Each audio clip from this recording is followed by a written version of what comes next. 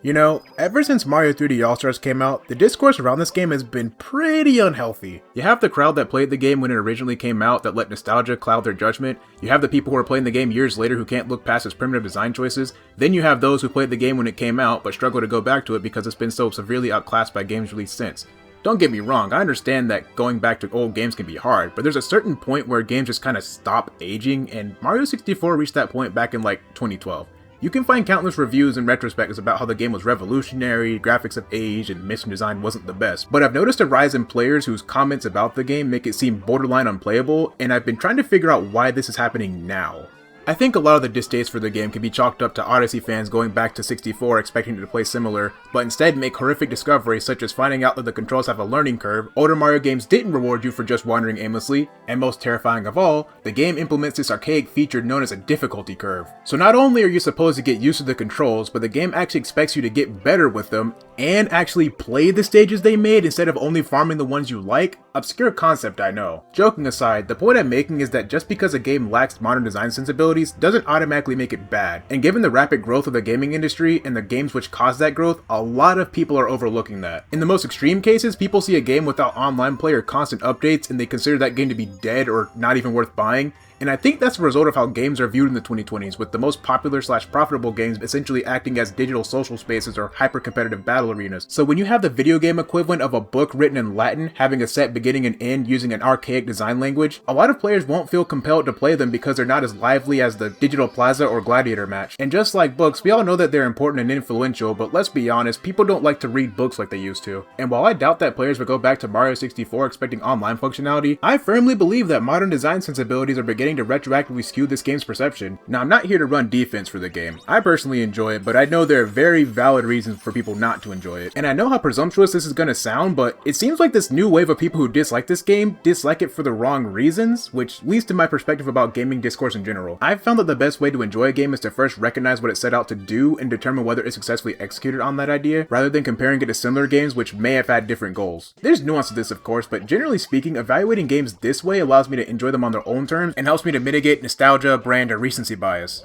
It's for this reason why I don't really like to judge games based on genres either, and to a lesser extent even their own series, because introducing a hierarchy which determines what a game in a genre should aspire to be is itself a reductive way to look at games, because you might rank a game lower for not being similar enough to another game in the genre, but on the other hand, if it's too similar, it runs the risk of being labeled a knockoff or clone, which undermines the merit that could have been recognized from the creative liberties which are taken. This leads to trends, tropes, and unreasonable expectations which have skewed gaming discourse for far too long. Should you compare a 3D cartoony game where you run, jump, and collect things against Mario Odyssey even if the developer wasn't trying to directly compete with it? Sure, they might have enough overlap to put them both in the same genre, but if they're trying to do their own thing, they shouldn't be judged against the quote-unquote best in the genre, because like I said before, that can and often does lead to reviewers and their audiences downplaying a game's individual strengths to the point where great games are overlooked because they're not enough like the genre leader. In fact, the 3D platformer genre has been dominated by Nintendo for decades. Most people already know that Nintendo's reputation greatly benefits from brand recognition, and more people have started to become aware of this bias, with outlets extending to them a level of grace that other companies could only dream of receiving. The company releasing games as unfinished, underwhelming, and rushed as Mario Kart World, Drag X Drive, and Pokemon ZA respectively, sending so-called journalists and reviewers into full-on damage control mode, ignoring or outright defending glaring flaws that other games will be absolutely torn to shreds over. So with such a clear bias being laid bare, and Nintendo's mistakes being so readily covered, does that not call into question whether their good coverage has also been inflated? Think about it, if a loyalist is willing to give a 3 out of 10 game a 7 out of 10, don't you think that they'd give an 8 out of 10 game a 10 out of 10? Not that review scores are the most accurate measure for a game's quality, but they still influence customer purchasing decisions. They're also useful in determining where a game should place in that hierarchy I mentioned previously, and like it or not, may lead to people having some kind of bias towards a company when talking about a game in the same genre. Again, is it really fair to judge a game like Astrobot or Yooka-Replay against games like Donkey Kong Bonanza, Bowser's Fury, or Mario Odyssey, the alleged leaders in the genre, when they more than likely got away with a lot of nonsense that other franchises aren't able to get away with? Basically, any game in the 3D platformer genre that hasn't been released by Nintendo has had their perception effectively taxed for not having the Nintendo branding on it, and don't even get me started on kart racers. People really do taste the best limeade on the planet and complain about their lemonade being too bitter. To put this whole thing into perspective, imagine if Super Mario 64 were judged merely as a sequel to Super Mario World instead of an all-new direction for the franchise. If we were to apply our logic of constant comparisons to previous entries in the series or genre, which was almost entirely composed of 2D platformers with a focus on level-to-level platforming and power-ups, then Mario 64 is absolutely awful. The air controls are stiff, the power-ups are only temporary, there's no rideable Yoshi, the level count has been drastically reduced, and the graphics took a major nosedive. Of course, we all know that in reality, the novelty of controlling Mario in a 3D environment overshadowed the departure from serious tradition, but what if the game was judged for being something it wasn't setting out to do?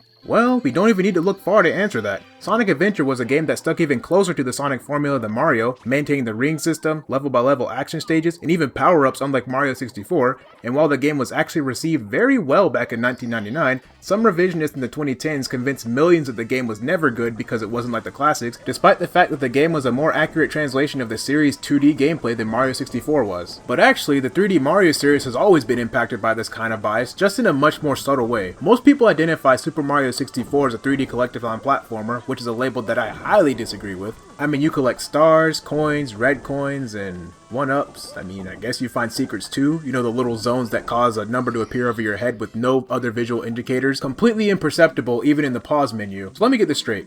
This collectathon, aka a game where the main goal is to collect things, has 5 collectibles, 2 of which are highly debatable, and 1 which is a simple recolor of the most common collectible. This list is looking a little barren, don't you think? I mean, Yoshi's Island has a similar collectible count with 2 coins, the big flowers, and I guess those jumping stars, but you don't hear anyone calling Yoshi's Island a collectathon. So if this game has barely any more collectibles than a 2D platformer, where did people get the idea that Mario 64 and 3D Mario as a whole were supposed to be collectathons?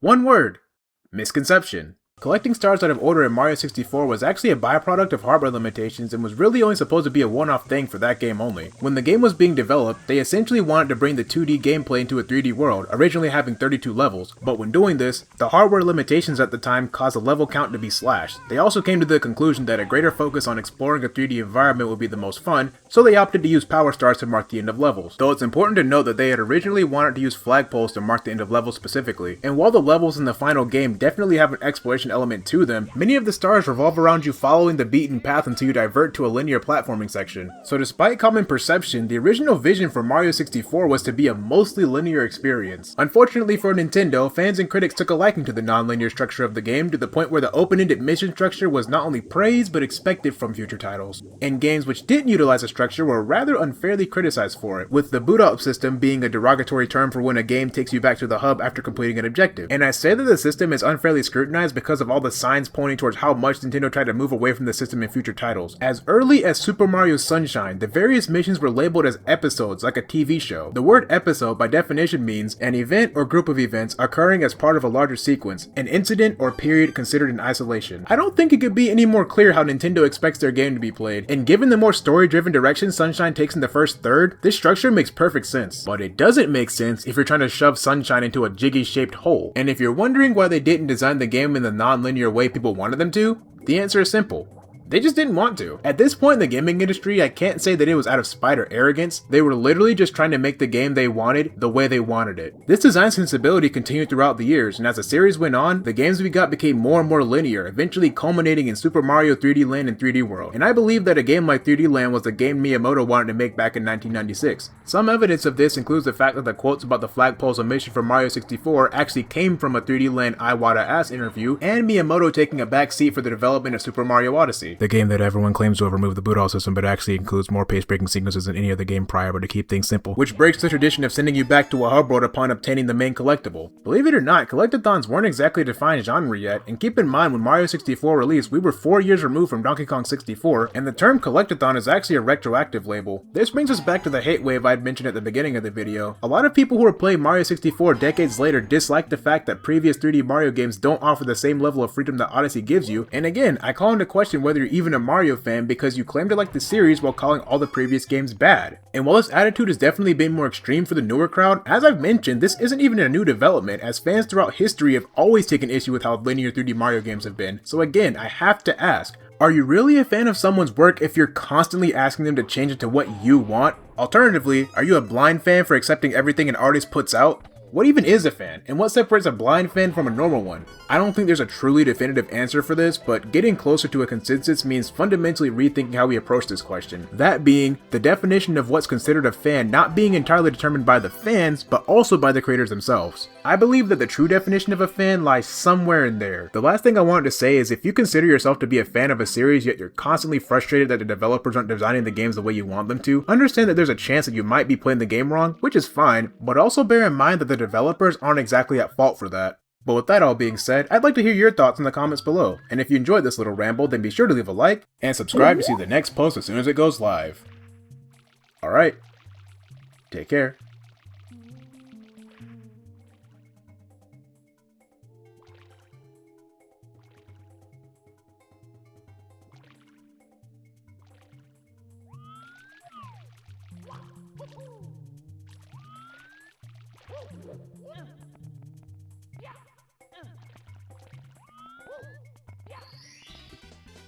Here we go!